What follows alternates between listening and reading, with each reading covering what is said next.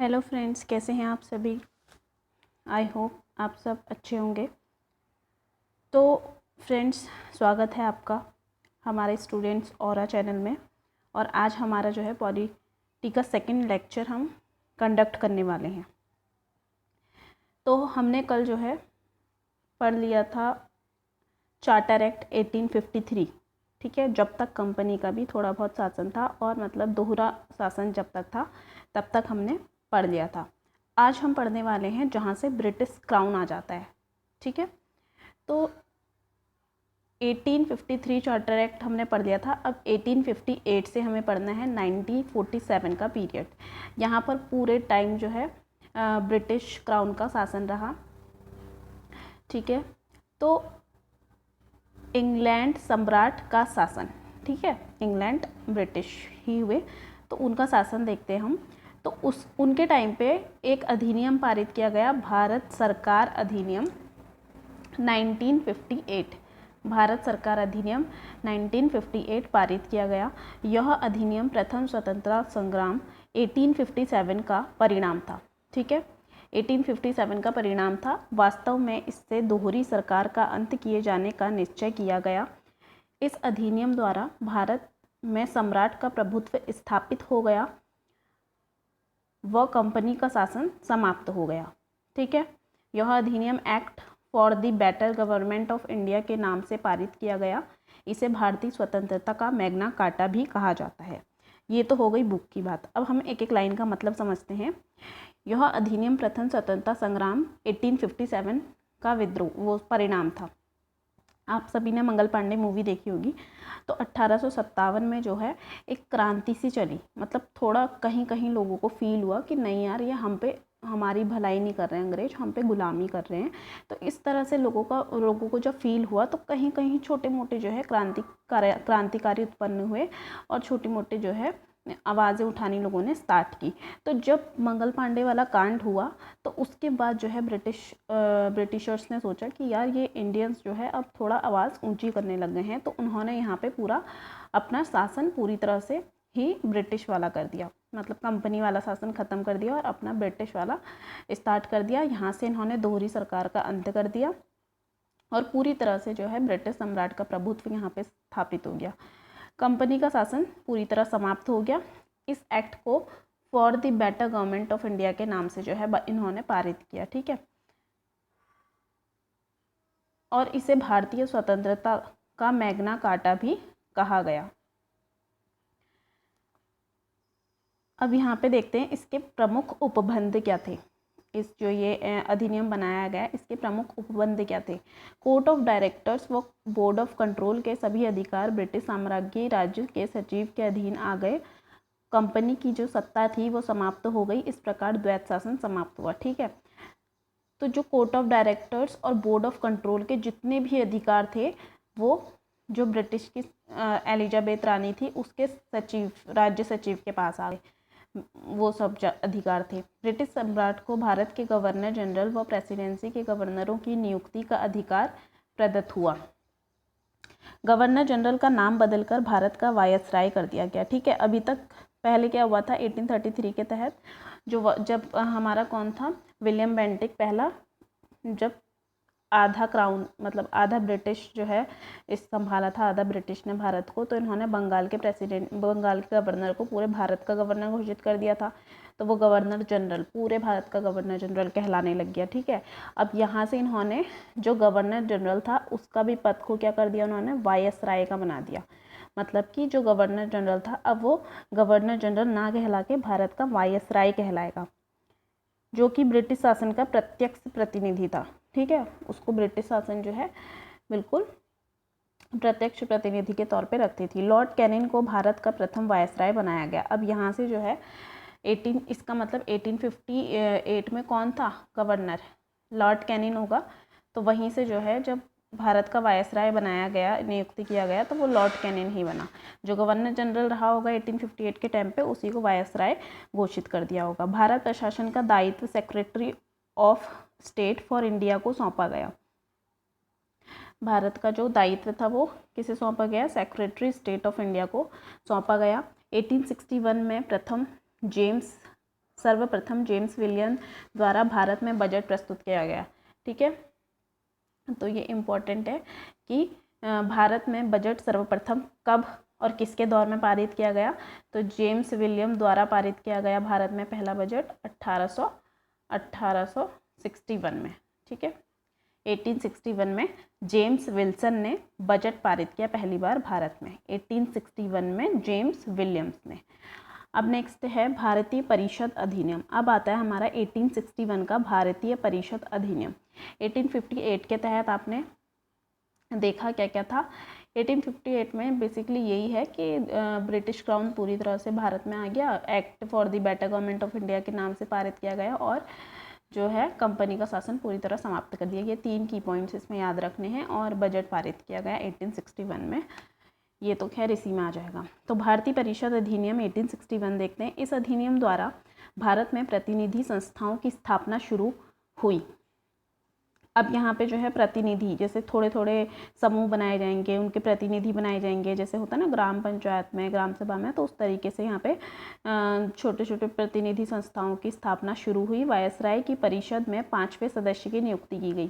पहले जो board of control में, बोर्ड ऑफ डायरेक्टर्स में कितने सदस्य थे, 4 थे ना, तो अब जो है 5वें सदस्य की नियुक्ति की गई और उसे परिषद के कार्य संचालन हेतु नियम बनाने का अधिकार दिया गया। ठीक है, तो उसे अधिकार कुछ इस तरह दिए कि वो नियम बना सकता है 5वें सदस्य को। इसके आधार पर लॉर्ड कैनिंग ने विभागीय प्रणाली व्यवस्था आरंभ की थी। ठीक है, अब यहाँ पर जो है देखने वाला है कि ये क्वेश्चन आता है कि सर्वप्रथम विभागीय प्रणाली जो है किसने स्टार्ट की थी, तो लॉर्ड कैनिंग ने। विभागीय प्रणाली, विभागीय प्रणाली का मतलब समझ रहे हो, जैसे हमारे वहाँ डिपार्टमेंट्स हैं अलग अलग, इरिगेशन अलग डिपार्टमेंट है, पुलिस डिपार्टमेंट अलग है, CBI अलग डिपार्टमेंट है, तो इस तरीके से जो है विभागीय अलग अलग विभाग बनाए गए हैं हर एक कार्य के लिए। तो यहाँ पे विभागीय व्यवस्था सर्वप्रथम किसने लागू की, क्वेश्चन आएगा तो लॉर्ड कैनिंग ने। किसने लागू की, लॉर्ड कैनिंग ने सर्वप्रथम विभागीय प्रणाली व्यवस्था स्टार्ट की। इस प्रकार मंत्रिमंडलीय व्यवस्था की नींव पड़ी। ठीक है, तो इसी तरह से मंत्रिमंडलीय, क्योंकि मंत्रिमंडलीय व्यवस्था की नींव मतलब प्रतिनिधि संस्थाओं की स्थापना हुई ना यहाँ पे, तो इसी तरह से प्रतिनिधि संस्था मतलब मंत्रिमंडल वाली, एक मंडल होगा उसका एक प्रतिनिधि होगा, तो उसी तरह से। गवर्नर जनरल को कार्यकारी परिषद से विधि निर्माण हेतु 6 से 12 अतिरिक्त सदस्यों की नियुक्ति की गई। अब गवर्नर जनरल की जो कार्यकारी परिषद थी ना गवर्नर जनरल की, तो उसमें जो है 6 से 12 अतिरिक्त सदस्य जो है नियुक्त किए गए। किसके लिए, ताकि वो नियम, विधि मतलब मैंने क्या बताया था, नियम बना सके, उसके लिए 6 से 12 अन्य सदस्यों की नियुक्ति की गई। आधे गैर सरकारी हो सकते थे, किंतु इसे कोई वास्तविक अधिकार नहीं दिए गए थे। ठीक है, कुछ गैर सरकारी, कुछ तो उसमें 6 से 12 सदस्य होंगे उस कार्यकारिणी परिषद में, और जो कि कुछ सरकारी होंगे, गवर्नमेंट जॉब होगी जिनकी मतलब पूरी तरह से, और कुछ गैर सरकारी प्राइवेट तौर पे भी उसमें सदस्य रखे जा सकते हैं जो अपनी राय दें, नियम बनाने में हेल्प करें, लेकिन उन्हें जो है वास्तविक कुछ अधिकार ऐसे जो गवर्नमेंट बंदे को मिले होंगे अधिकार, वो उस प्राइवेट वाले को नहीं दिए जाएंगे। फिर है 1862 में लॉर्ड कैनिंग ने 3 भारतीयों को विधान परिषद में मनोनीत किया। ठीक है, तो ये भी इम्पोर्टेंट है कि लॉर्ड कैनिंग ने 3 भारतीयों को विधान परिषद में मनोनीत किया। वो 3 भारतीय कौन थे? ठीक है, 1862 में लॉर्ड कैनिंग ने 3 भारतीयों को विधान परिषद में मनोनीत किया था। उन 3 भारतीयों के नाम क्या थे? तो पहले हैं बनारस के राजा, पटियाला के महाराजा, सर दिनकर राव। ये 3 हैं। क्वेश्चन इस तरह से भी आ सकता है कि लॉर्ड कैनिंग की विधान परिषद में निम्न में से कौन नहीं थे।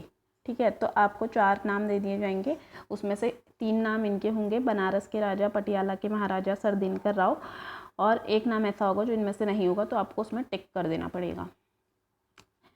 फिर नेक्स्ट है मद्रास व बम्बई की प्रेसिडेंसियों को अपने क्षेत्रों में कानून निर्माण लॉ अधिकार दिया गया तथा साथ ही उन पर गवर्नर जनरल का निर्माता रखा गया। ठीक है, तो ये बड़ी प्रेसिडेंसियाँ उस टाइम कौन, कलकत्ता, मद्रास, बम्बई मानी जाती थी। तो वही है कि कलकत्ता में तो वायसराय बैठा हुआ था और मद्रास और बम्बई को देखने के लिए यहाँ पे प्रेसिडेंसियों को अपने क्षेत्रों में कानून, तो जो बम्बई और मद्रास की प्रेसिडेंसी थी वहाँ पे कानून निर्माण का राइट्स उन्हें दे दिए गए और साथ ही उन पर गवर्नर जनरल का निर्माता रखा गया। एक निदेशक होगा जो वायसराय का होगा, वो उनके ऊपर वहाँ बैठाया गया मद्रास और बम्बई की प्रेसिडेंसी में। फिर नेक्स्ट है, गवर्नर जनरल को संकटकालीन दशा में विधान परिषद की अनुमति के बिना जारी करने का अधिकार प्रदान किया गया। अब जो बम्बई और मद्रास के जो गवर्नर जनरल थे, ठीक है, जो कलकत्ता में बैठा होगा वो सबसे बड़ा होगा, वो उस पर पूरे भारत में उसका अधिकार होगा, तो उसको कहा गया, उसको जो है क्या कहा गया, वायसराय। ठीक है। और जो प्रेसिडेंसियाँ थी जैसे बम्बई, मद्रास, ये जो प्रेसिडेंसियाँ थी इसमें गवर्नर जनरल ही रखे गए थे। जो वहाँ पे सबसे बड़ा होगा वो गवर्नर जनरल होगा और जो पूरे भारत का होगा वो वायसराय कहलाएगा। किस अधिनियम के तहत? 1858 के तहत। तो यहाँ पे जो है अगर कोई संकटकालीन दशा होती है तो विधान परिषद की अनुमति के बिना ही जो है गवर्नर जनरल अधिकार प्रदान कर सकता है। इस अधिनियम से केंद्रीकरण के स्थान पर विकेंद्रीकरण की नीति की शुरुआत हुई। ठीक है। अब है भारतीय परिषद अधिनियम। केंद्रीकरण और विकेंद्रीकरण का मतलब समझ रहे हो? ये भी समझा देती हूँ। तो केंद्रीकरण का मतलब होता है कि जैसे हम किसी चीज़ का राष्ट्रीयकरण कर रहे हैं, और विकेंद्रीकरण का मतलब थोड़ा अलग अलग तरह से यहाँ पे काम होने लगे कि सबको बांट दी गई, विभागीय तौर पे जो है कुछ ये करेगा, एक विभाग काम करेगा, कुछ एक विभाग करेगा, तो एक ही काम को पूरा डिपार्टमेंट ना करके अलग अलग बांट दिया, विकेंद्रीकरण कर दिया गया। ठीक है। तो ये हुआ 1861 के अधिनियम के तहत। अब आते हैं हम भारत परिषद अधिनियम 1892 में। अब भारत परिषद अधिनियम 1892 देखते हैं। भारत सरकार की विधि परिषद के अतिरिक्त सदस्यों की संख्या 10 से 16 कर दी गई। अब वहाँ पे हमारी क्या कितनी की थी सदस्य संख्या? 1861 में ना, अधिनियम 1861 में, अभी जो हमने ऊपर भारतीय परिषद अधिनियम 1861 पढ़ा, तो उसमें जो है संख्या कितनी करी गई थी? उसमें आपकी जो संख्या करी गई थी 6 से 12 की गई थी। अब जो भारत परिषद अधिनियम 1892 आया, ठीक है, जो भारत परिषद अधिनियम आपका 1892 आया, इसके तहत जो है 10 से 16 जो है कर दी गई। 10 से 16 यहाँ पे विधान परिषद के सदस्यों की संख्या कर दी गई, जिसमें से न्यूनतम 40% गैर सरकारी होना आवश्यक था। इन गैर सरकारी सदस्यों का अप्रत्यक्ष निर्वाचन होने लगा। समझ रहे हो? 40% जो इसमें होंगे, कम से कम जो 40% है वो गैर सरकारी, एक मतलब प्राइवेट तौर पर उनको रखा जाएगा, और जो 60% होंगे वो सरकारी तौर पे होंगे। यानी कि 40% का जो निर्वाचन होगा वो अप्रत्यक्ष रूप से होगा। मतलब 60% लोगों को तो चुनाव की एक प्रक्रिया होगी परिषद के ही अंदर, और चुनाव के तहत वोटिंग सिस्टम होगा, और उसके तहत जो है उनको वोट दे के फिर सरकारी तौर पे रखा जाएगा 60% लोगों को। लेकिन जो 40% लोग गैर सरकारी हैं, प्राइवेट तौर पे रखे गए हैं, उनको अप्रत्यक्ष निर्वाचन के तहत, यानी कि ऐसे ही जो उनको पसंद आ रहा है, जिसका काम अच्छा लग रहा है, उसको ऐसे ही उठा के वो उसमें उस परिषद में रख देंगे इस तरीके से। तो उसको कहते हैं अप्रत्यक्ष निर्वाचन प्रणाली, जिसको ऐसे ही चुन लिया जाता है बिना वोटिंग के। विधि निर्मात्री संस्थाओं को प्रश्न पूछने तथा बजट पर बहस करने के सीमित रूप से अधिकार दे दिए गए थे। जो विधि निर्मात्री संस्थाएं थी उनको प्रश्न पूछने पर, ठीक है, पहले जो है जो नियम बता दिया गया वो बता दिया गया, उसके ऊपर कोई बजट मतलब कोई प्रश्न नहीं पूछ सकता था, बहस नहीं कर सकता था। तो अब जो है 1892 परिषद अधिनियम के तहत क्या करा गया? विधि निर्मात्री संस्थाओं को प्रश्न पूछने के अधिकार दे दिया गया कि हाँ वो प्रश्न पूछ सकते हैं, और बजट पर भी बहस करने के सीमित रूप से अधिकार दिए गए। ठीक है, उतने ज़्यादा अधिकार नहीं थे कि बिल्कुल बहस करके तुम चेंज करवा दो लॉ को, लेकिन हाँ कुछ जो है अधिकार यहाँ पे दे दिए गए थे। अब बताइए बजट सबसे पहले किसने प्रस्तुत किया था यहाँ भारत में? अभी पीछे हमने पढ़ा था, तो जेम्स विलियम्स ने किया था ना सबसे पहले। 1861 में जेम्स विलियम ने किया था ना, 1861 में जेम्स विलियम ने जो है सबसे पहले बजट प्रस्तुत किया था भारत में। तो यहाँ पे विधान परिषदों के सदस्यों को सरकार की आर्थिक नीतियों की आलोचना करने का अवसर दे दिया गया था। जो विधान परिषद के सदस्य थे उनको, मतलब जैसे अभी बहस होती है ना वहाँ संसद में कि अगर किसी ने कुछ कानून बनाया है, आर्थिक नीति अगर बनाई है और वो दूसरे सदस्य को पसंद नहीं आई तो वो उसकी आलोचना करने लग गया, तो इसी तरह से वहाँ पे जो है आलोचना करने का अवसर दे दिया गया। यह अधिनियम भारतीय कांग्रेस के कार्यों का प्रथम परिणाम था। जो ये अधिनियम था, यहाँ पे भारतीय कांग्रेस ने भी जो है काम किया था इस अधिनियम पे। इस अधिनियम के काउंसिलों को कार्यपालिका को प्रभावित करने वाले कार्य सौंपे तथा प्रतिनिधि सरकार की नींव डाली। अब यहाँ पे जो ये अधिनियम था 1892 का, इसके तहत क्या किया गया कि काउंसिलों को कार्यपालिका को प्रभावित करने वाले कार्य सौंपे जो कार्यपालिका को प्रभावित करते हों। ठीक है, प्रतिनिधि सरकार की है, मतलब यहाँ पे जो है प्रतिनिधि सरकार, मतलब कि जैसे मैंने बताया था कि एक डिपार्टमेंट होगा, उसका एक वो हेड होगा, तो उस हेड के अकॉर्डिंग यहाँ पे प्रतिनिधि के तौर पे जो भी कार्य होगा सरकार का, वो एक प्रतिनिधि उसके ऊपर बैठा होगा, उस तरीके से फिर वो कार्य होगा। मीटिंग बैठी जाएगी, फिर प्रतिनिधि से डिस्कशन होगा, इस तरह से जो है कार्य की नींव डली। अब नेक्स्ट आता है हमारा भारतीय परिषद अधिनियम 1909। ठीक है, 1909, इसको मार्ले मिंटो सुधार के नाम से भी जाना जाता है। तो ये क्वेश्चन आता है बहुत बार पेपर में, मार्ले मिंटो सुधार क्या है करके। तो मार्ले मिंटो सुधार यही है 1909 वाला मार्ले मिंटो सुधार, तो इसको मार्ले मिंटो सुधार के नाम से भी जानते हैं। सर अरुंडेल समिति की रिपोर्ट के आधार पर इसे फरवरी 1909 में जो है पारित किया गया था। अब क्वेश्चन आता है कि यहाँ पे क्वेश्चन बनेगा कि जो मार्ले मिंटो सुधार है वो किस समिति की रिपोर्ट के आधार पर बना था। तो उसमें 4 ऑप्शन दे देंगे, जिसमें एक ऑप्शन होगा अरुंडेल समिति की रिपोर्ट के आधार पर। कब बना था? 1909 फरवरी में बना था, पारित हुआ था। फिर है लॉर्ड मिंटो को। ठीक है, मार्ले मिंटो सुधार इसको क्यों कहते हैं मार्ले मिंटो, ये भी आपको बताएंगे कि यहाँ पे किस तरीके से नाम रखा जाता है किसी भी उसका परिषद अधिनियम का।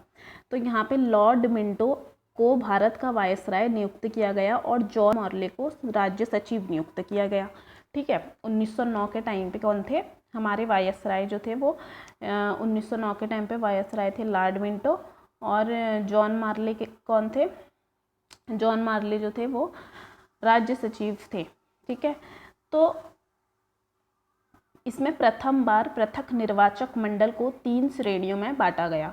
ठीक है, इस अधिनियम के तहत, किस अधिनियम के तहत? 1909 अधिनियम के तहत जो है, जो निर्वाचन मंडल था, पृथक निर्वाचक मंडल, उसको 3 श्रेणियों में। पृथक निर्वाचक मंडल हमने कल डिस्कस किया था, क्या था पृथक निर्वाचक मंडल? जिसमें एक मुस्लिम समुदाय होगा और उसको जो वोट देंगे वो सिर्फ मुस्लिम समुदाय के लोग देंगे, है ना, उसमें कोई हिंदू समुदाय का वोट नहीं देगा, और जो प्रतिनिधि चुना जाएगा वो भी मुस्लिम समुदाय का होगा, और जो वोट देंगे वो भी मुस्लिम समुदाय के होंगे। तो ये मतलब मुस्लिम्स के लिए एक अलग पृथक निर्वाचन मंडल घोषित कर दिया गया था, कल हमने पढ़ा था ये। तो आज इस 1909 मार्ले मिंटो सुधार के अंतर्गत क्या हुआ कि जो पृथक निर्वाचक मंडल था उसको 3 श्रेणियों में यहाँ पे बांट दिया। तो वो 3 श्रेणियाँ, एक तो सामान्य निर्वाचक वर्ग होगा, और एक वर्गीय निर्वाचक वर्ग होगा, और एक विशिष्ट निर्वाचक वर्ग होगा।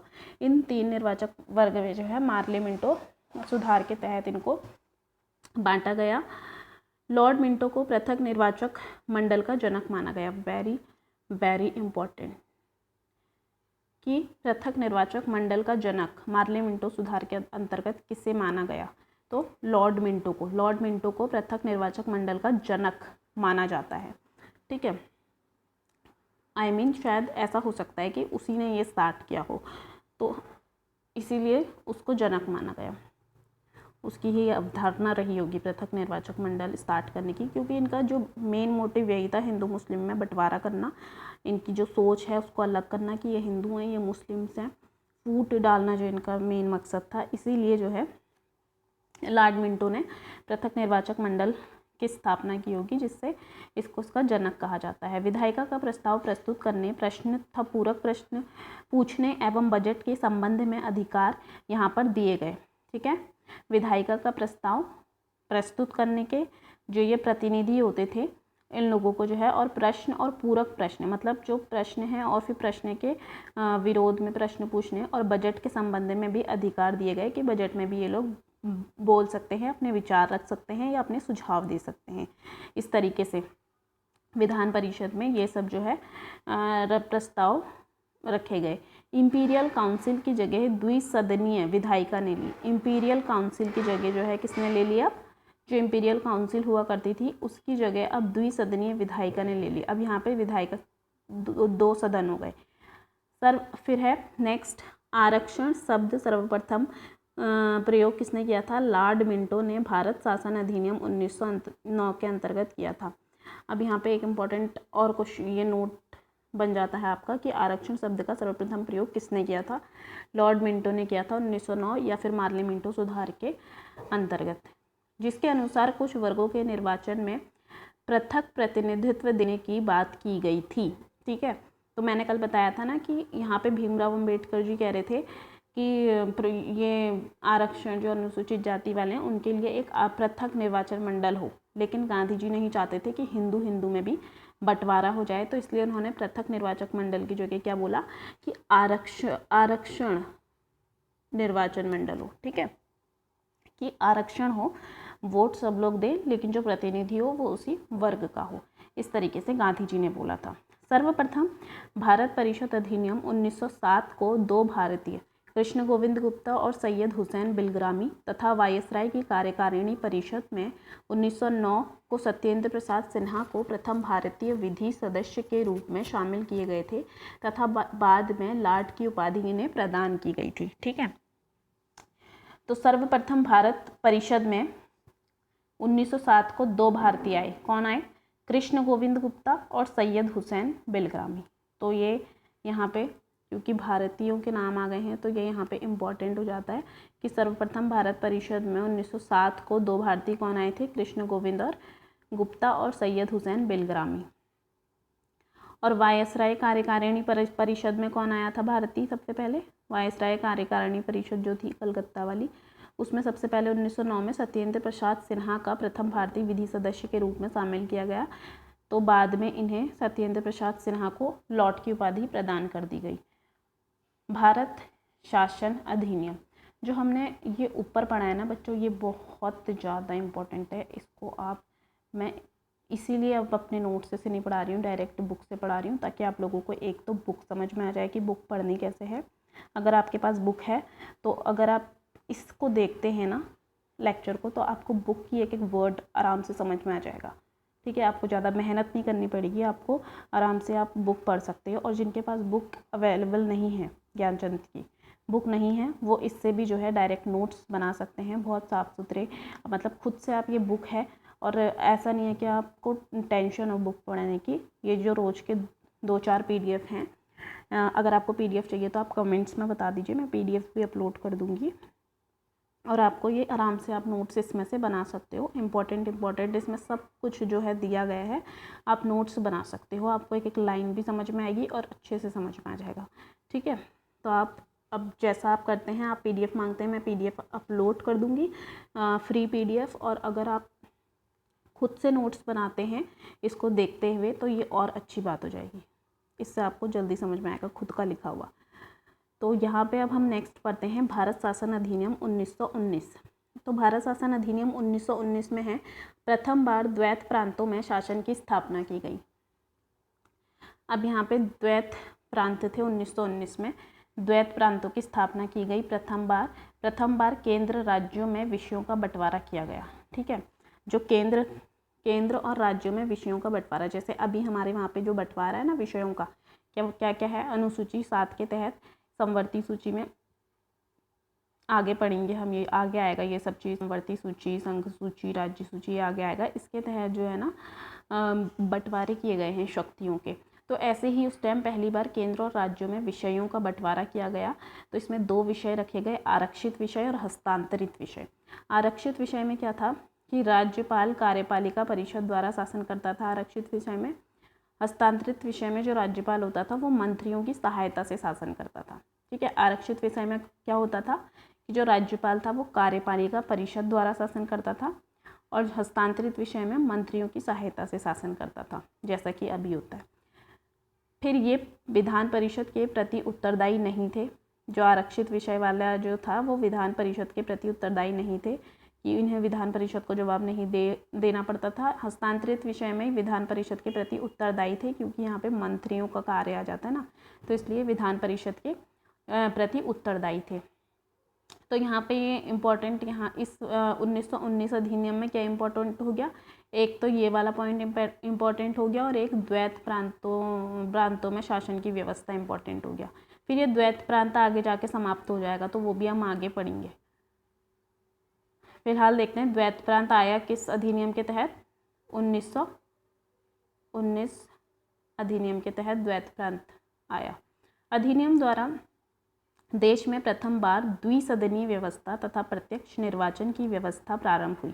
ठीक है, द्विसदनीय व्यवस्था 1819 के तहत जो है देश में पहली बार द्विसदनात्मक व्यवस्था स्टार्ट हुई, और प्रत्यक्ष निर्वाचन का मतलब वोट प्रणाली की, वोट देने के बाद अपना प्रतिनिधि चुनेंगे। वो किस अधिनियम से स्टार्ट हुआ, 1919 भारत परिषद अधिनियम 1919 के तहत प्रत्यक्ष निर्वाचन की व्यवस्था की गई। क्वेश्चन आता है कि प्रत्यक्ष निर्वाचन पहली बार कब से स्टार्ट हुआ, तो भारत शासन अधिनियम 1919 से, और द्विसदनीय व्यवस्था कब से लागू हुई, तो ये भी भारत शासन अधिनियम 1919।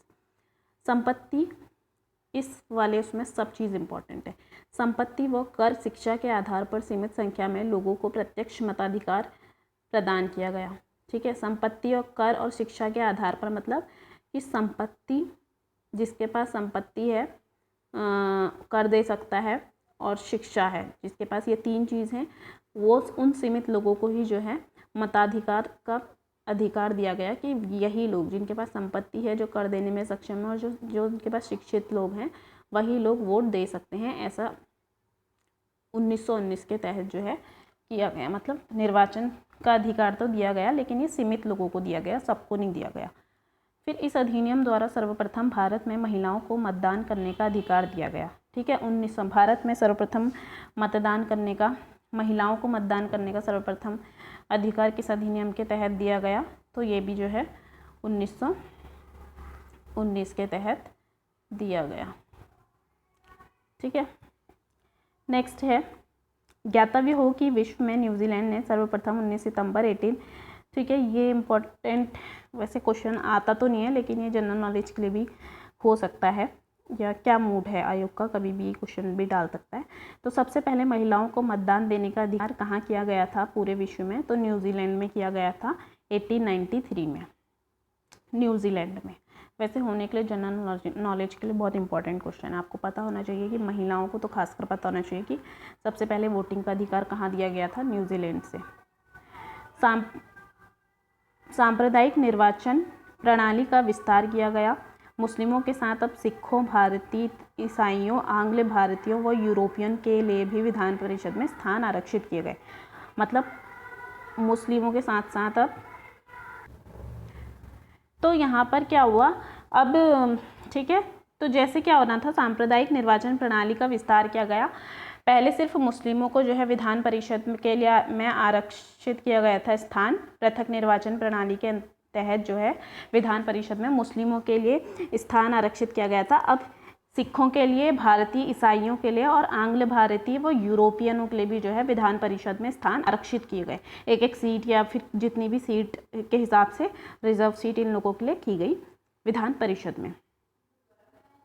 अब 1923 में एक ली आयोग जो है गठित किया गया था। तो ली आयोग की सिफारिश के आधार पर जो है 1926 में सर रॉस बॉर्कर की अध्यक्षता में केंद्रीय लोक सेवा आयोग का गठन किया गया। ठीक है, यूपीएससी का जो है गठन यहाँ पे किया गया 1926 में सर रॉस बॉर्कर की अध्यक्षता में। अगर क्वेश्चन आता है कि सर्वप्रथम केंद्रीय लोक सेवा आयोग का गठन कब किया गया, तो 1926 में किया गया सर रॉस बॉर्कर की अध्यक्षता में। एक वैधानिक आयोग के गठन का प्रावधान भी यहाँ पे किया गया, जिसका कार्य क्या था कि 10 वर्ष बाद इस अधिनियम की सफलता की जांच कर अपनी रिपोर्ट प्रस्तुत करना। ठीक है, एक यहाँ पे जो है एक वैधानिक आयोग का गठन किया गया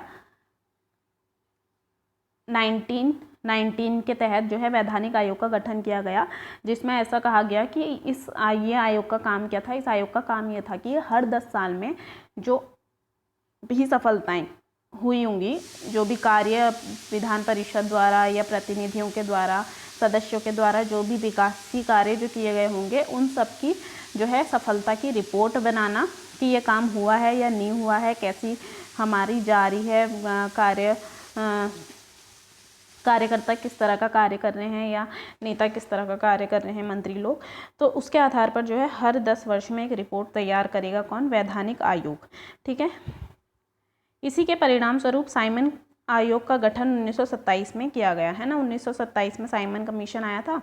तो वही चीज़ है कि 1919 के तहत जो है साइमन आयोग का गठन किया गया 1927 में। अब है भारत शासन अधिनियम 1935। तो भारत शासन अधिनियम 1935 के तहत क्या है, इम्पॉर्टेंट है क्योंकि ये 1935 जो भारत शासन अधिनियम 1935 है, इसके कुछ जो लॉज है ना, ये अभी भी हम लोग फॉलो करते हैं। अभी भी हमारी इंडियन गवर्नमेंट उस टाइम के बनाए हुए ब्रिटिशर्स लॉ को, 1935 वाले लॉज को अभी भी फॉलो करती है। तो इसमें से कुछ ऐसे लॉ हैं जो क्वेश्चन में बहुत हर बार देखने के लिए मिल जाते हैं। यह एक विस्तृत अधिनियम था। इसमें कुल 321 अनुच्छेद और 10 सूचियाँ थी। ठीक है। तो 1935 अधिनियम में कितने अनुच्छेद और कितनी सूचियाँ थी? तो आएगा तो 321 अनुच्छेद थे और 10 सूचियाँ थी। इस अधिनियम की प्रस्तावना अधिनियम 1919 की ही थी। जो इसमें प्रस्तावना थी वो अधिनियम 1919 की थी। भारतीय संविधान का 70%, देखो मैंने बताया ना कि जो हमारा संविधान है, भारतीय संविधान का 70% प्रावधान जो है ये 1935 के आधार पर ही किया गया है। इससे भारत एक फेडरेशन बना। भारत में एक संघात्मक सरकार स्थापित की गई। संघात्मक मतलब एक केंद्रीय सरकार की। पूरे भारत पे किसका वर्चस्व होगा? केंद्र का। ठीक है। केंद्र या राज्यों में शक्ति विभाजन किया गया। प्रांतों में द्वैत शासन को समाप्त कर प्रांतीय स्वायत्तता के सिद्धांत को स्वीकार किया गया। ठीक है। तो यहाँ पे क्या हुआ कि जो संघात्मक सरकार स्थापित की गई और कुछ हमारे वहाँ अभी भी क्या होता है, केंद्रीय सरकार होती है और राज्य होते हैं। तो राज्यों का कार्य राज्य में बटा होता है। राज्यों को अलग, एक मुख्यमंत्री के अंदर एक राज्य चलता है, लेकिन अगर बड़ी समस्या होती है तो जाता कहाँ है? केंद्र के पास। उसी तरह से 1935 के तहत भी अधिनियम में भी जो है राज्य और केंद्र के जो है वो बांटे गई, शक्तियाँ उनको बांटी गई, उनके अधिकार उनको बांटे गए। इसके अधीन संघीय कार्यपालिका का प्रधान भारत का गवर्नर जनरल बना। कि जो संघीय मतलब केंद्र स्तर पे जो कार्यपालिका है उसका जो प्रधानमंत्री होगा वो कौन होगा? गवर्नर जनरल होगा। भारत सचिव और भारत परिषद की समाप्ति हो गई। अब कोई भी भारत सचिव यहाँ नहीं होगा और भारत परिषद यहाँ पे नहीं होगा। जो ब्रिटिश वाले सचिव बनते थे भारत में वो यहाँ पे कैंसिल हो गए। अब वो पद नहीं होंगे। संघ लोक सेवा आयोग का गठन किया गया। ठीक है। अब नेक्स्ट है हमारा अगस्त प्रस्ताव 1940। अगस्त प्रस्ताव 1940 में क्या था? इम्पोर्टेंट है अगस्त प्रस्ताव। ठीक है। अगस्त प्रस्ताव 1940 अगर आता है, अगस्त प्रस्ताव कब प्रस्तुत किया गया था? तो ये किया गया था 1940 में, 8 अगस्त को। ब्रिटिश सरकार ने लॉर्ड लिनलिथ को, वायसराय था उस टाइम पे लॉर्ड लिनलिथ को, 1940 के समय पे वायसराय कौन था? लॉर्ड लिनलिथ को था। तो ब्रिटिश सरकार ने लॉर्ड लिनलिथ को वायसराय के माध्यम से 8 अगस्त 1940 को एक प्रस्ताव प्रस्तुत किया था जिसे अगस्त प्रस्ताव कहा गया। गवर्नर जनरल की कार्यकारिणी में और अधिक संख्या में भारतीयों को शामिल किया जाएगा, ऐसा इस अगस्त प्रस्ताव में कहा गया। अगस्त प्रस्ताव में क्या कहा गया कि जो गवर्नर जनरल की जो कार्यकारिणी हमारी परिषद थी ना, उसमें सदस्यों की संख्या बढ़ाई जाए, भारतीयों को शामिल किया जाए, क्योंकि ज़्यादा से ज़्यादा, क्योंकि जितने भारतीय होंगे तो उतने उनकी साइड को होते रहेंगे, मतलब ऐसा उनको ऐसा लगा। तो उन्होंने अधिक भारतीयों को शामिल करना स्टार्ट किया। एक युद्ध सलाहकार परिषद का भी गठन किया जाएगा, ऐसा अगस्त प्रस्ताव में कहा गया। क्योंकि उस टाइम तक क्या हो गया, प्रथम विश्व युद्ध हो चुका था, द्वितीय विश्व युद्ध चल रहा था, तो युद्ध सलाहकार परिषद का गठन किया गया। भारत का संविधान बनाना भारतीयों का अपना अधिकार है और युद्ध की समाप्ति पर भारत में औपनिवेशिक स्वराज स्थापित किया जाएगा, ऐसा भी कहा गया। अब ये बातें पता है, ये जो अंग्रेज हैं ये सब बातें क्यों कह रहे हैं अगस्त प्रस्ताव में? अगस्त प्रस्ताव में वो लोग ये सब बातें इसलिए कह रहे हैं क्योंकि द्वितीय विश्व युद्ध चल रहा था और उनको सैनिक चाहिए थे।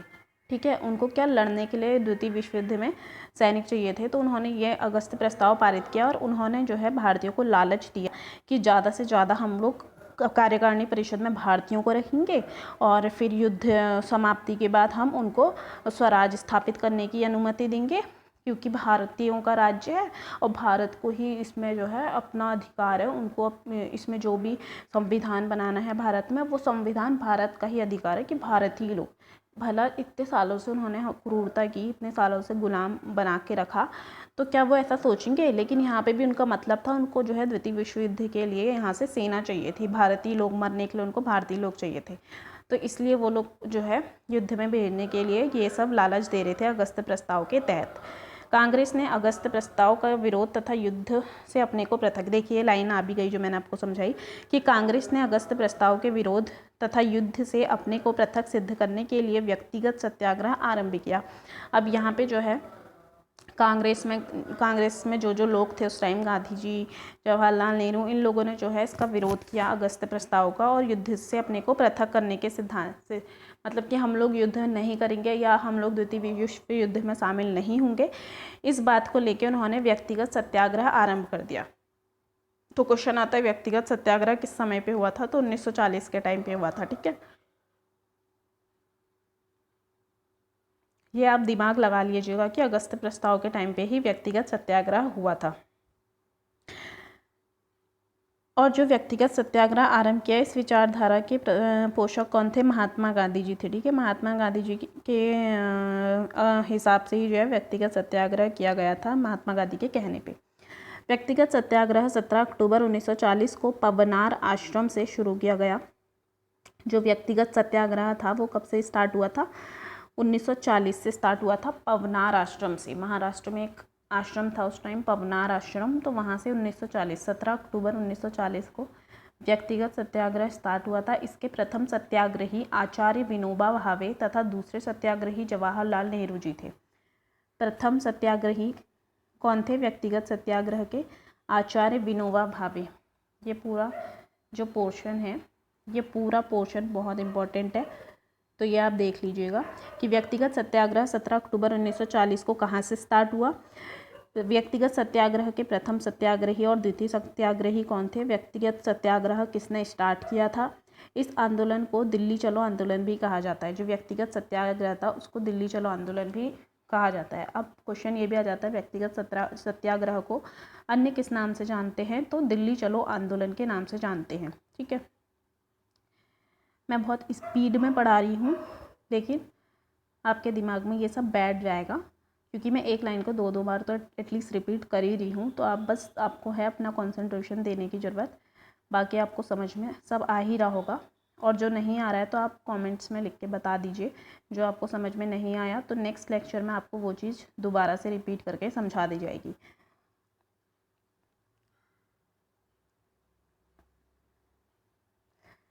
तो यहाँ पे मैंने कुछ ये लिस्ट दी हुई हैं, जितना भी हमने पूरा पढ़ा है उसके अकॉर्डिंग यहाँ पे कुछ क्रमिक विकास क्रम तिथियाँ, जो क्रमिक विकास, जो एक कमेटी बनाई थी ना कि हर 10 साल में जो है आयोग को मतलब 10 साल में रिपोर्ट देगी कि क्या क्या विकास कार्य हुए हैं। इसके लिए एक वैधानिक आयोग का गठन किया गया था ना, भारत शासन परिषद अधिनियम 1919 के तहत।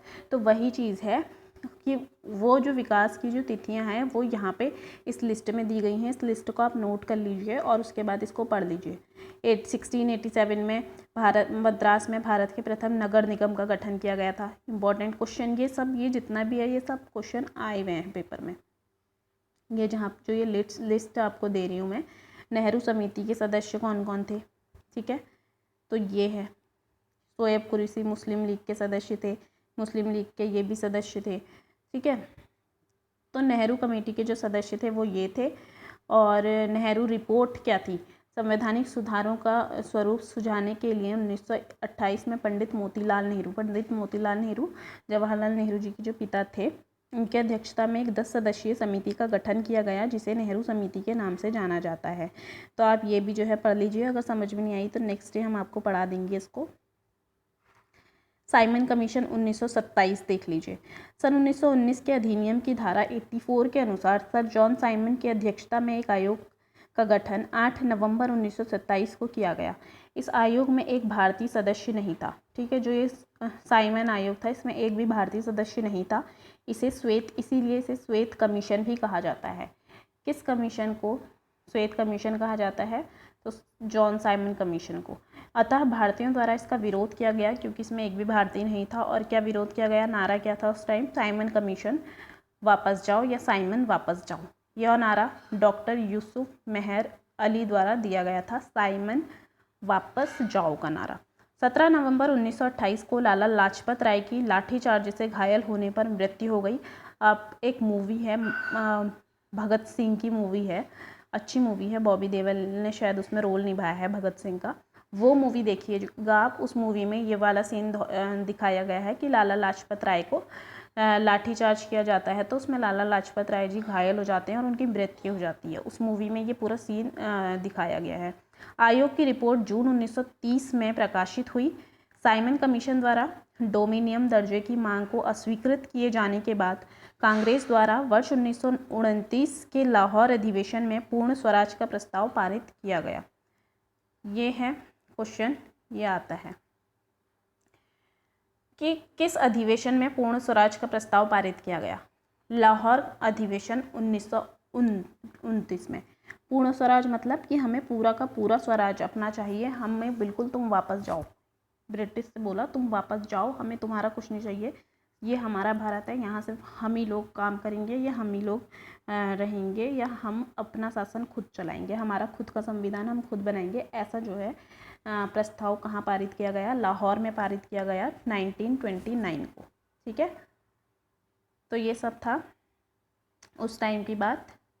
तो आज के लिए लेक्चर लंबा हो गया है, लेकिन कोई नहीं, सारी चीज़ें इम्पॉर्टेंट है।